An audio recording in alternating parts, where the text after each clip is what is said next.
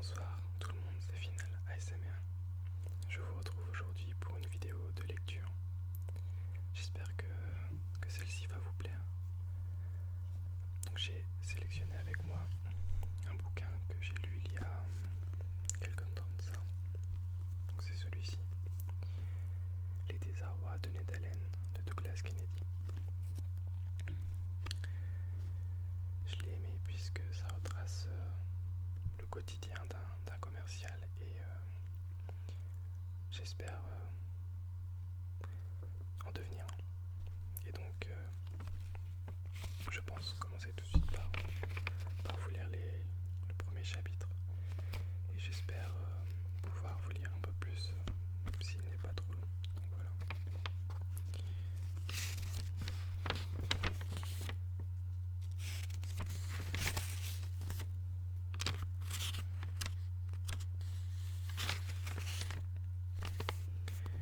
Alors on commence tout de suite.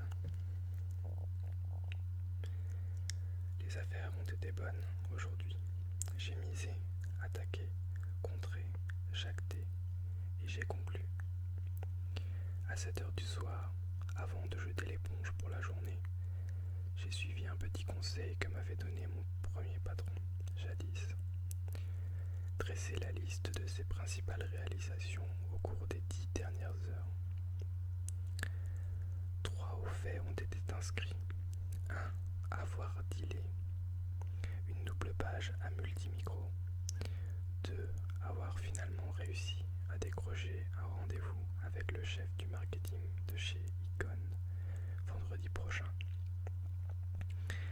Et 3. Le coup de fil qui vend Dolinsky, mon meilleur vendeur itinérant, dans les 3 États autour de New York, m'avait passé de Stamford pour m'annoncer, tout émoustillé, que GBS était sur le point de signer pour un gros cahier pub, contrat que je le pressais de réaliser depuis des semaines déjà. Pas un mauvais jour, donc, et même un qui me rapprochait sacrément de mon objectif prioritaire, à savoir atteindre mon quota d'avril avec 3 bons mois d'avance. Restaient les impondérables du métier, évidemment. Par exemple, Esquette Fischer, le grand Manitou du marketing chez Icon, allait finalement se rendre à mon baratin et daigner commencer à me refiler des marchés conséquents. Est-ce qu'Yvan serait vraiment capable d'emballer cette vente à GBS ou s'agirait-il encore d'un découp foireux, car il en était à sa 3e, entre parenthèses, ce qui commençait sérieusement à m'inquiéter. Et puis il y avait cette histoire de la campagne de lancement pour le nouveau portable de chez Adel, le SatPad DL. Quand leur gros bonnet de la pub, Don Dowling, m'avait annoncé qu'il était partant seulement pour un encart, la déception n'avait pas été mince pour moi. D'autant que la plupart de nos conversations téléphoniques s'étaient résumées à mes efforts pour le cajoler, le rassurer, lui dorer la pilule en vue d'un budget bien plus important. Don Ned Allen à l'appareil. Ah, ça tombe mal, Ned avait-il nasillé avec son accent banlieusard à couper au couteau. Je partais là. Alors je vais aller droit au but. Non, je vous dis que je suis à la bourre. Don, vous savez qu'à 95 000 la double page en fin de magazine, on est encore 30% moins cher que les concurrents, n'est-ce pas? Ouais, je sais, mais leurs ventes sont 35 fois supérieures aux vôtres aussi. Si vous croyez leurs chiffres, oui, vous n'avez pas vu le dernier d'office des ventes qu'ABC a publié. Pendant 3 mois de suite, on a progressé de 7% nous. N'empêche qu'ils en sont encore à 1,2 million et vous à 780 000. Quand il s'agit de mon argent, ça fait toujours une différence de taille. Écoutez Don, vous le savez aussi bien que moi qu'en termes de marketing ciblé, Des chiffres pareils, ça ne signifie rien, nada. 1 million, 2, et alors quoi? Pour un produit haut de gamme comme votre SatPad DL, vous avez besoin de la tranche de marché à laquelle nous nous adressons, nous. Tandis qu'avec eux, qu'atteindrez-vous?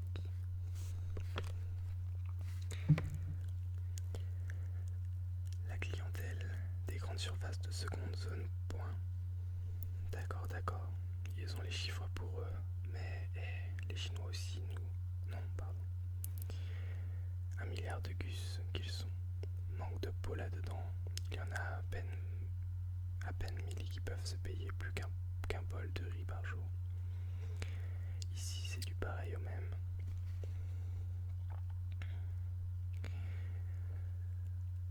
Don Doling avait poussé un long soupir avant de remarquer.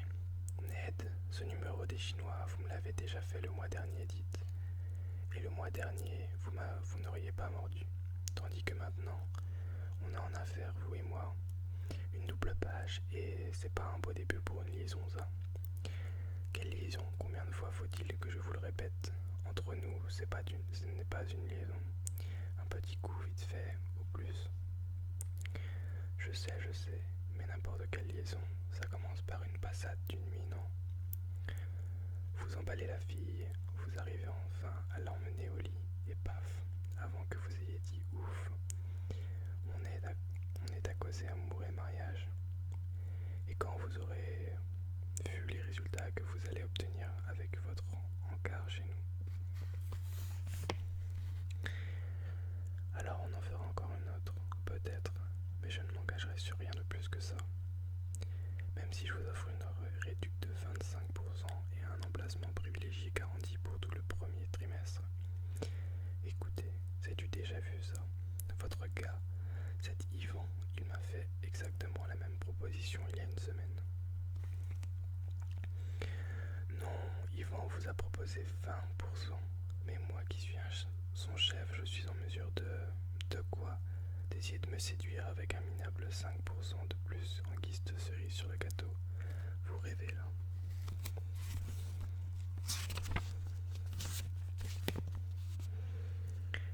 Faites vos calculs, Don. À ce stade, on parle de 22 sacs d'économie pour vous sur un espace de première catégorie. J'ai fait mes calculs, Ned, et j'ai pris ma décision aussi.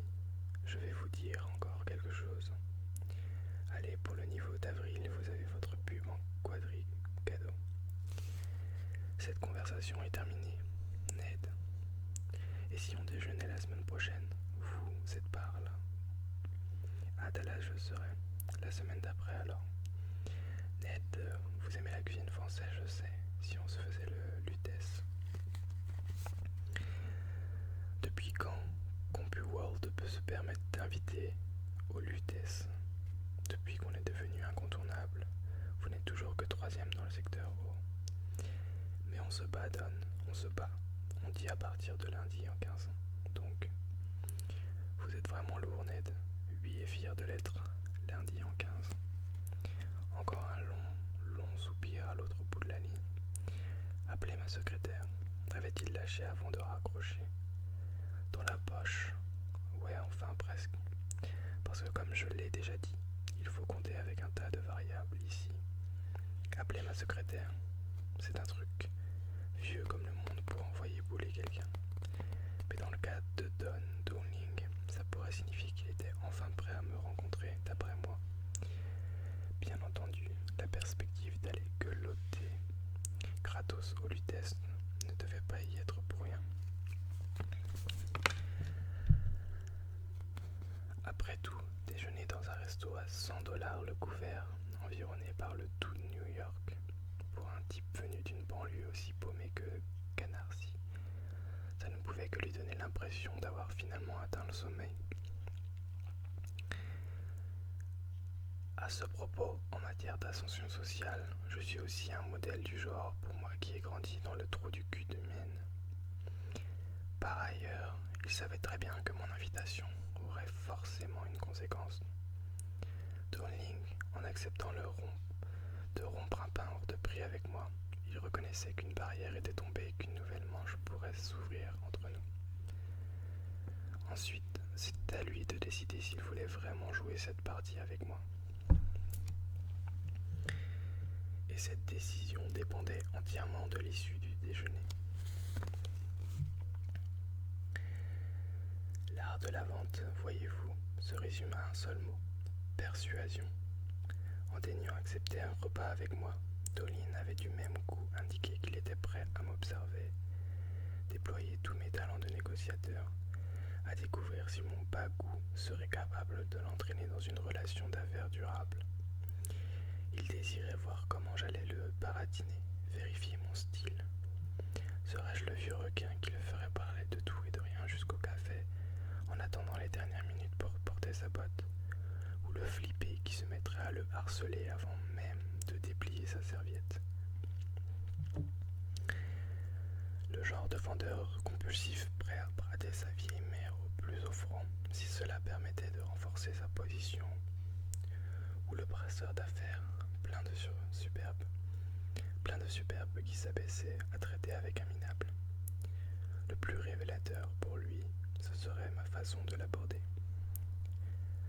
Trop de déférence, et il penserait que j'en rajouterais, et que c'était détestable, Pas assez, et il me soupçonnerait de le considérer comme un petit parvenu. Là encore, tout ne reposait que sur quelques variables. C'est ce qui donne son sel à ce jeu. Et c'est aussi ce qui me tenait éveillé à 3 heures du matin. À me demander si le lendemain ne serait pas le jour du début de la fin, quand mon argumentation imparable ferait tout long feu, stoppé net par la parole que redoutait le plus, non. Jusque-là, mais je n'étais dans cette branche que depuis 4 ans. J'avais toujours réussi à conjurer ce cauchemar, cette hantise de tout vendeur professionnel, la disparition de son pouvoir de persuasion. Chuck Zanussi, mon patron, avait superbement résumé la question. Voyez-vous, Ned, m'avait-il expliqué alors que nous déjeunions ensemble près d'1 an et demi auparavant. Il n'y a pas une seule fichue librairie dans ce pays qui ne soit remplie de bouquins dans laquelle on vous explique comment être le meilleur négociateur, le meilleur entrepreneur, la plus grosse queue dans votre secteur. Mais tous ces gourous du business, tous ces manuels à la con, vous pouvez les oublier. En un seul mot, comme un sang, la vente, ça se résume à quelque chose d'aussi simple que fondamental. Amener l'autre à vous dire oui, point final. C'est tout le truc, ça. Le moyen et la putain de fin en même temps. Oui, le succès, c'est oui. L'échec, c'est non. Tout bête, hein. En fait, je vais vous dire, dans la vie, tout se résume à persuader les gens de vous dire oui. À moins que vous soyez dans le trip-viol sans obtenir un oui, vous direz jamais votre coup. Pour se marier, il faut dire un oui. Et pour obtenir un prêt immobilier. Et pour décrocher un job. Et pour le garder, ce job, vous avez besoin d'un paquet de oui. D'ailleurs, Ned, regardez, c'est exactement ce que vous faites tous les jours. Vous rapportez des oui à cette boîte. Et vous vous en sortez plutôt bien, je te dis. Ce qui m'amène à vous envoyer l'ascenseur là.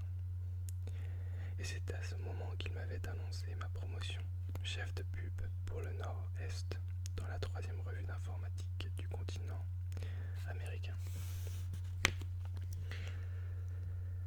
Si CompuWorld, notre titre, ne se trouve qu'en 3e position, c'est uniquement parce que nous sommes les plus jeunes dans la course, 5 années d'existence seulement. Mais sans conteste, l'étoile montante dans un secteur très très encombré. Attention, je ne vous dis pas de me croire sur parole là, vous n'avez qu'à méditer ce petit chiffre que je vous donne. Depuis que nous avons débarqué en 1992, les 2 plus grosses publications concurrentes, PC Globe et Computer America, ont perdu ensemble 34% du marché.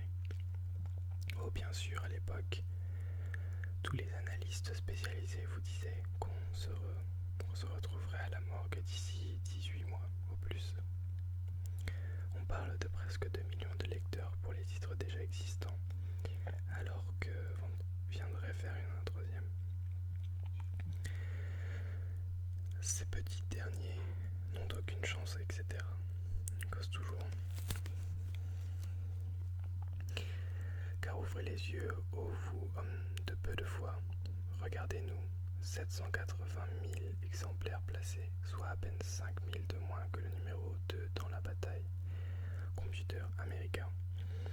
Il y a encore 2 ans, le creux était de 500 000, et maintenant ils perdent leur sang comme un némophile qui essayerait de raser sans glace, alors que nous, on est en pleine ascension. Vous avez dû voir cet article dans Adweek, le phénomène CompuWorld. Pour résumer, il écrivait que notre titre avait bénéficié du plus gros transfert de lectorat de la décennie. Et la raison, vous voulez la connaître, exigence rédactionnelle et visuelle hyperclasse. En matière de mise en page et d'illustration, on est le vogue des canards spécialisés, tout simplement. Certes, j'accepte l'objection de Don, tout simplement. Dolin, pardon. Pour ce qui est du tirage, nous sommes encore à une certaine distance derrière PC Globe, mais comme je lui ai rétorqué sur le plan de la qualité, entre eux et nous, c'est ce qui sépare une surface discount du magasin chic de la 5e avenue. Ce que je veux dire, c'est que si vous ne ciblez que la masse, le tout venant, vous avez encore intérêt à dépenser l'essentiel de votre budget pub dans quelques parutions mastoc à PC Globe, mais si vous désirez atteindre l'acheteur exigeant, aisé, informé, et bien sincèrement, il n'y a qu'un seul partenaire possible sur ce marché. Et c'est... oh pardon, désolé, je me laisse un peu emporter là. Ainsi que Lizzie, ma femme, aime le répéter, il m'arrive d'oublier qu'il y a des heures du jour et de la nuit où que je ne suis pas forcé de chercher à décrocher un 8 de plus. C'est une activité très prenante, la vente jusqu'à l'obsession, et qui exige des résultats en permanence. Considérez seulement mes quotas mensuels et annuels à 12 parutions l'an, avec une moyenne de 320 pages au numéro, dont 70 de publicité, mon domaine en conseil, considérant que nous vendrons la page 3500 $. Encore que les emplacements privilégiés, la terre de couverture par exemple, atteignent 30% de plus, on arrive à 70 fois 35 000, soit 2 450 000 $. Mon objectif mensuel, vous multipliez par 12 et vous obtenez quoi? Mon bilan annuel exigé, 29,4 millions, un chiffre qui suffit à me faire chier dans mon froc chaque fois que j'y pense. Je pense que je vais arrêter là pour la lecture. Donc j'espère que ça vous a relaxé.